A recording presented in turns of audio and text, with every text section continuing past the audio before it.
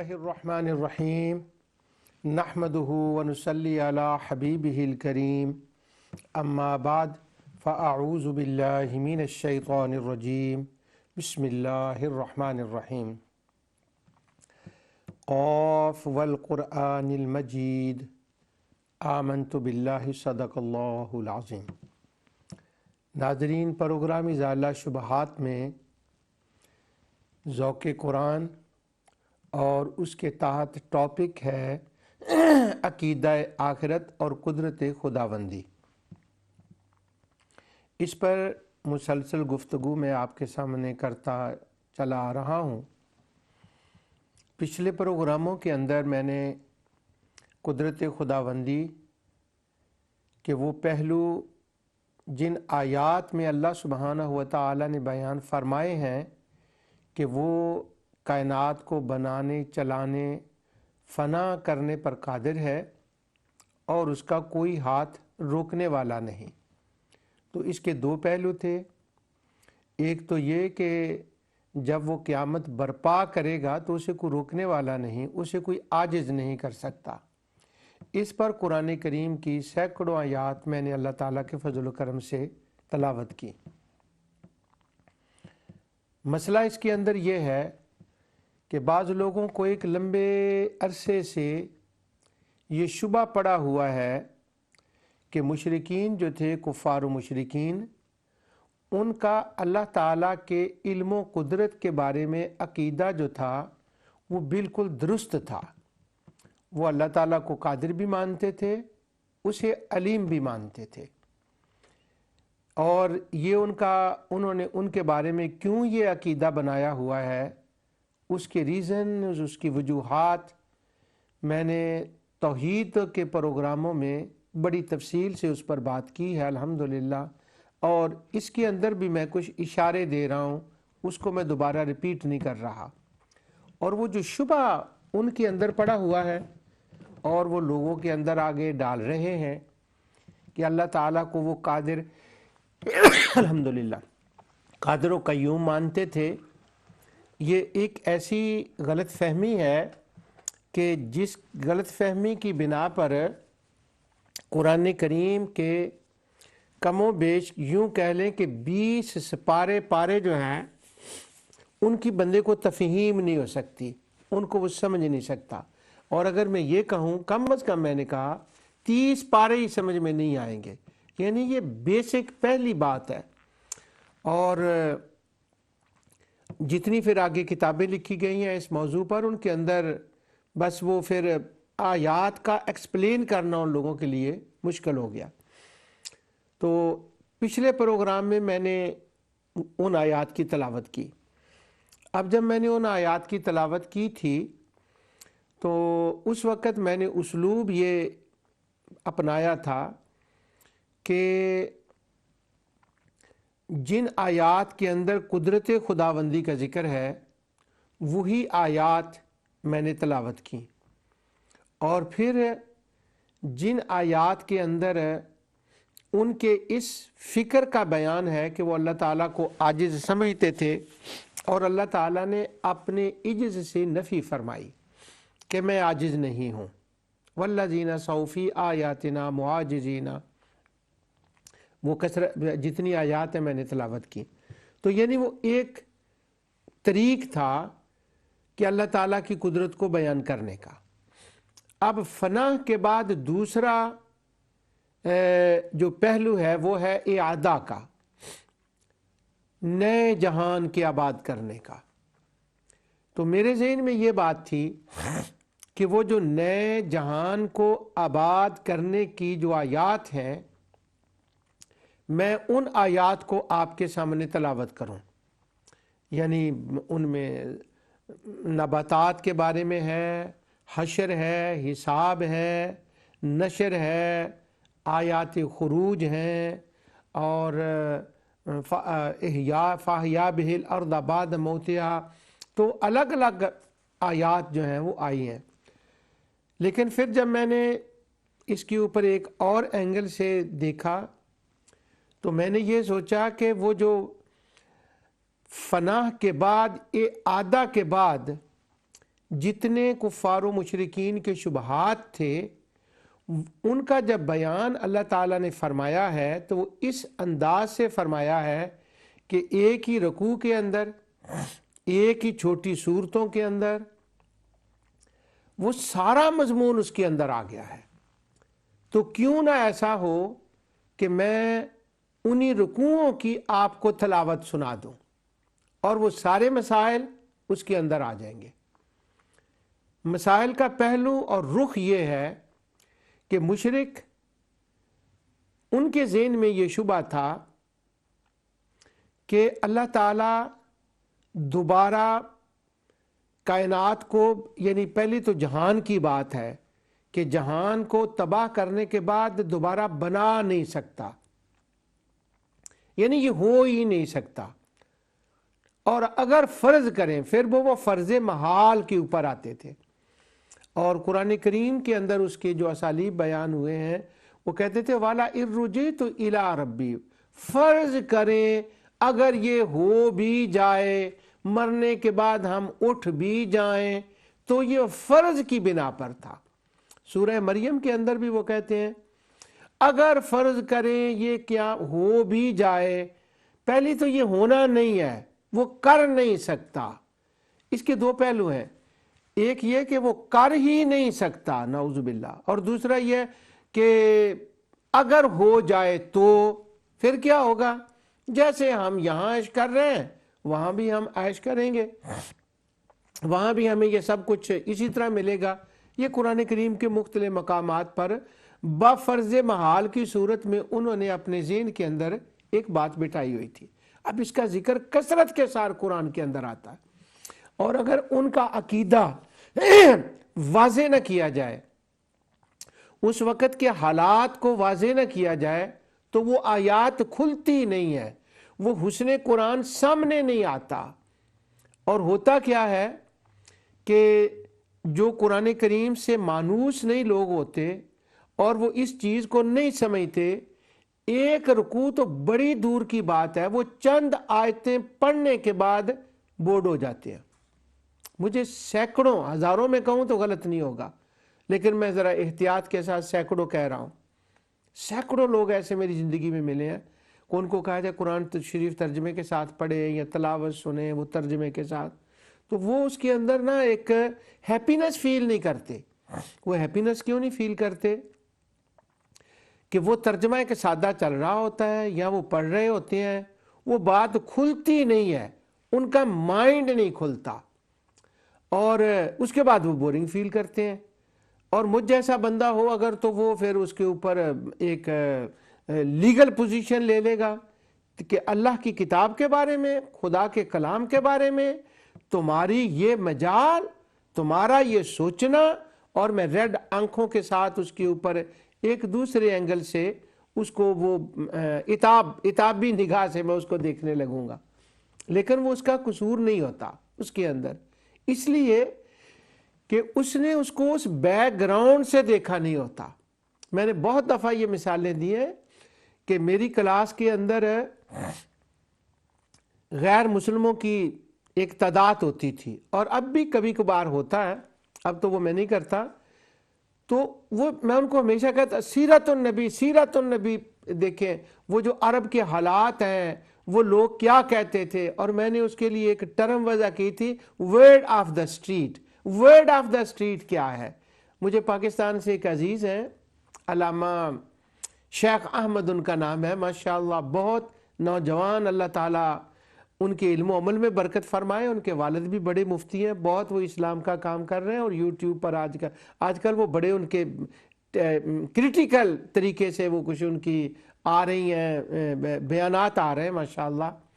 تو وہ word of street کا انہوں نے مطلب ہے، وہ پروگرام ازالہ شبہات کو سنتے ہیں تو انہوں نے ورڈ آف اسٹریٹ کا بڑا اچھا ترجمہ کیا، تو کہتے ہیں ورڈ آف اسٹریٹ کا مطلب ہے پنڈ والے کی کہندے نے، وہاں جہاں یہ بات ہو رہی ہے وہاں کے حالات، وہ پنڈ والے کیا کہتے ہیں۔ تو چونکہ وہ پنڈ والے اور ورڈ آف اسٹریٹ ان کے سامنے نہیں ہوتا، اس لیے وہ نعوذ باللہ وہ بورنگ کے پہلو کی طرف چلے جاتے ہیں۔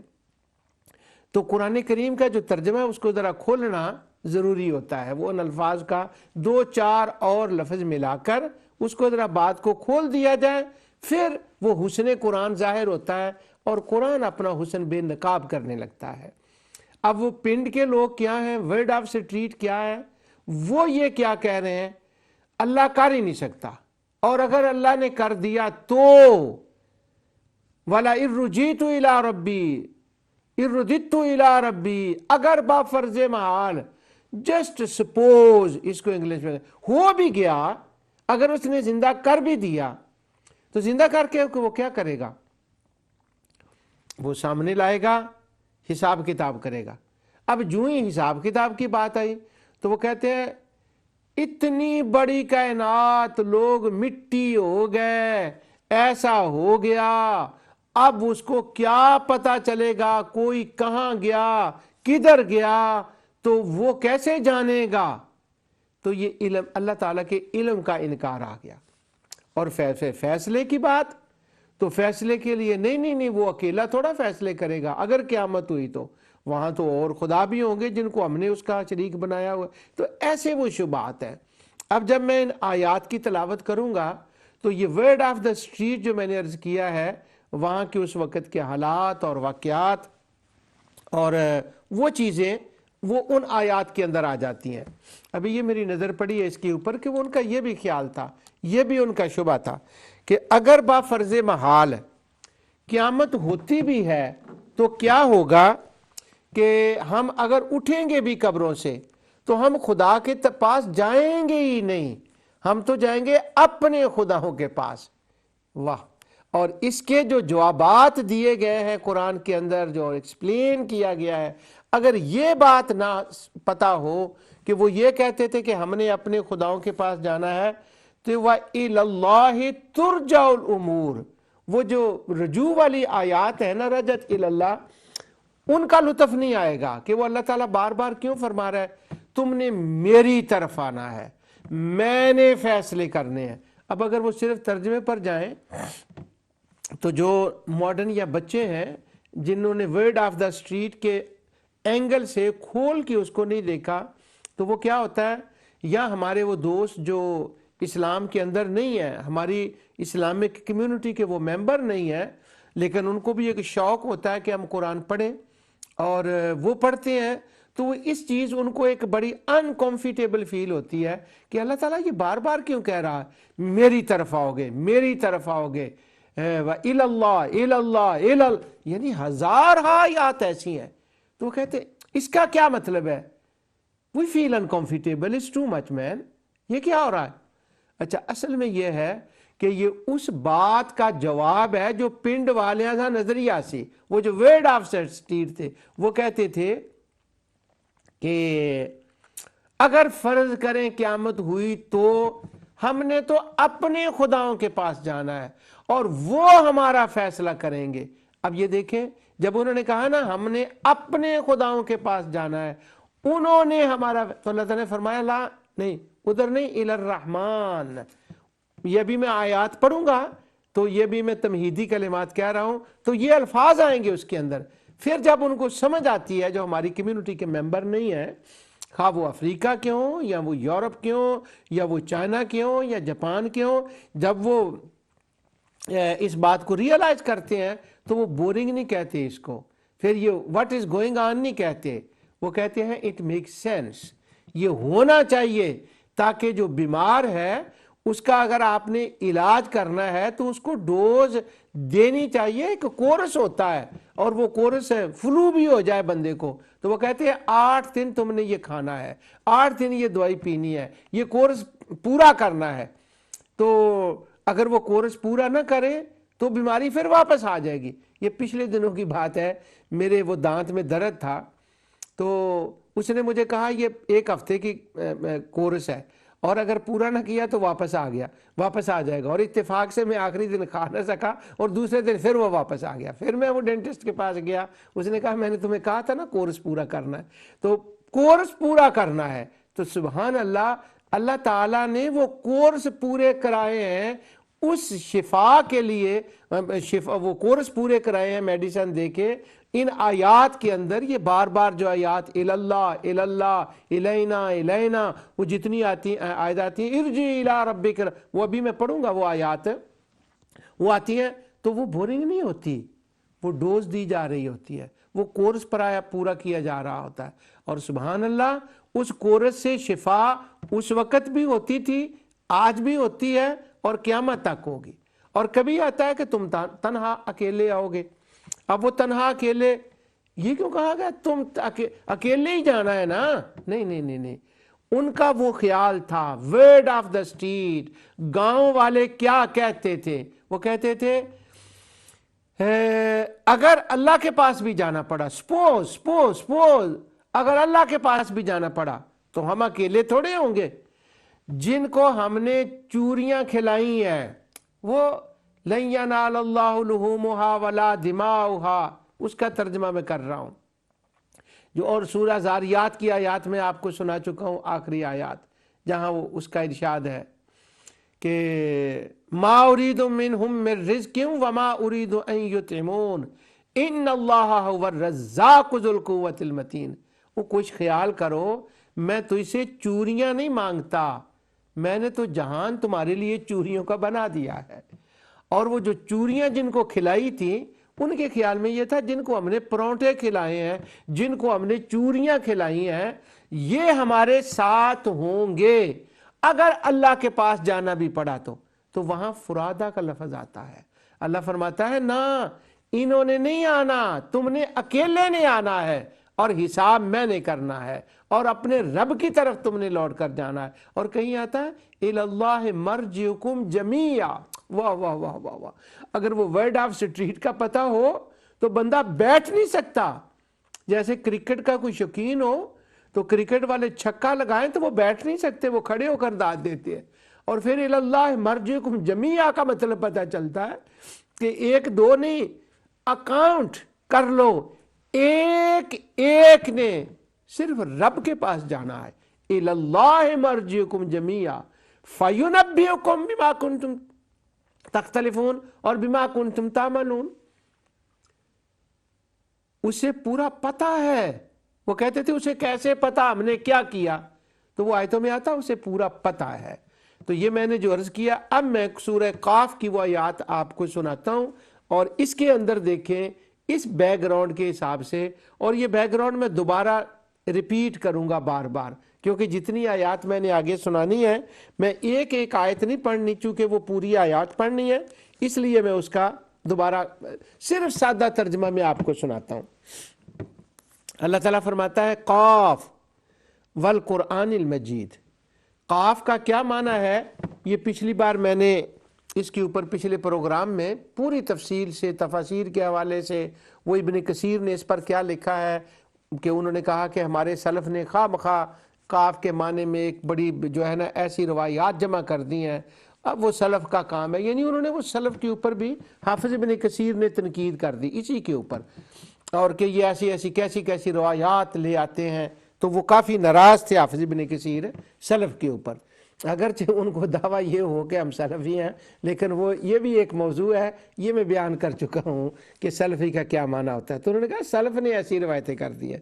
تو قاف کا مطلب قدرت خداوندی، قاف کا مطلب قیامت، اور قاف کا مطلب ذات مصطفیٰ جن کی زبان اقدس سے وہ قرآن ادا ہو رہا تھا. قدرت خداوندی ہے، قیامت ہے، اور یہ شوٹ ہے، یہ خلاصہ ہے پوری صورت کا جو قاف کے اندر آ گیا. اور قاف کف،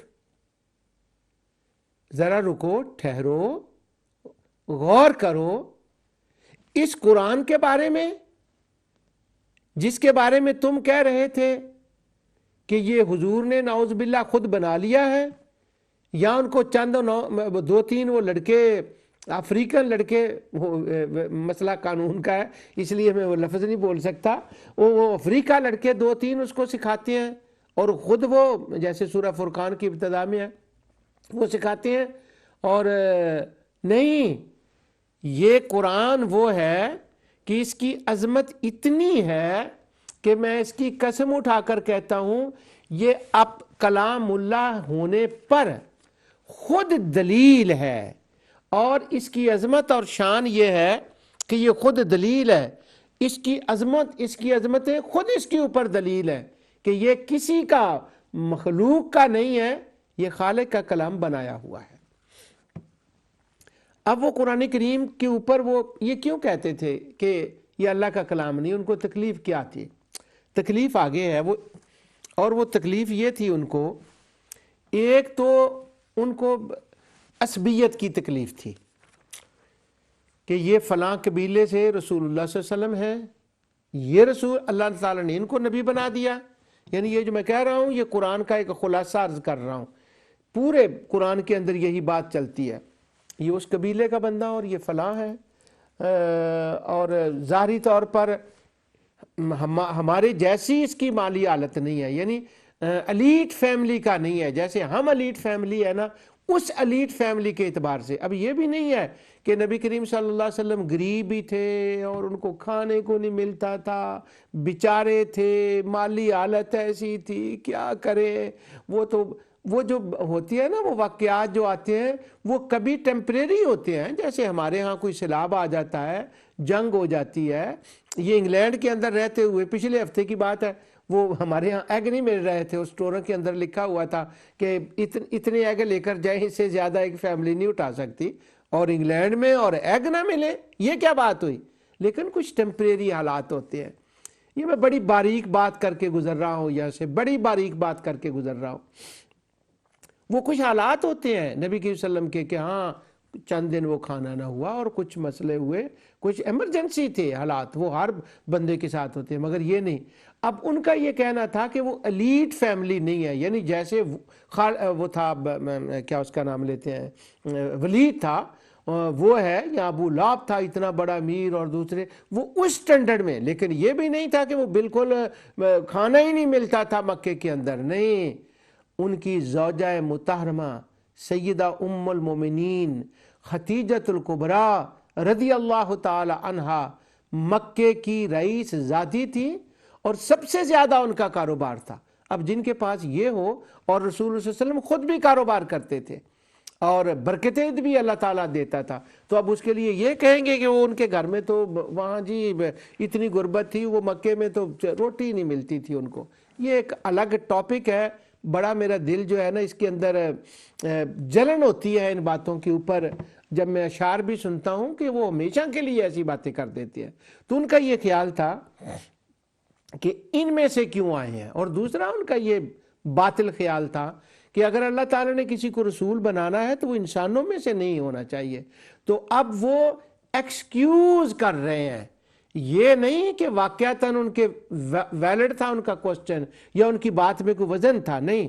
وہ کہہ رہے ہیں بل عجبوا ان جاءهم منذر منهم فقال الكافرون هذا شيء عجیب، بلکہ انہیں یہ عجیب لگتا ہے کہ انہی میں سے ان کے اندر سے ایک وون کرنے والا آیا ہے، تو وہ کہہ رہے ہیں یہ کیا عجیب چیز ہے۔